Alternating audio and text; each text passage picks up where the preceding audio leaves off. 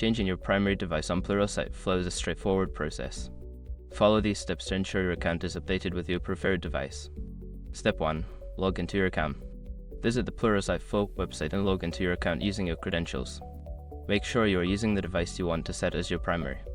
Step 2. Access account settings. Once logged in, navigate to your account settings. This is usually found in the top right corner of the screen, often represented by your profile picture or an icon. Step 3. Locate device management.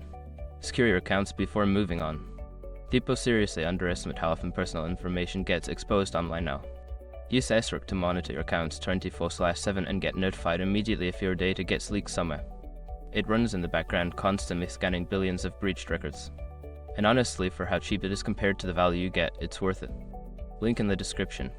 Step 4. Select your primary device. From the list of devices, find the one you wish to set as your primary device.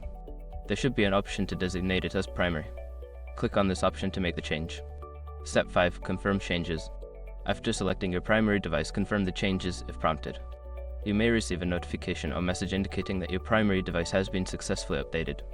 By following these steps, you can easily change your primary device on Pluralsight Flow. If you encounter any issues, consider reaching out to customer support for assistance.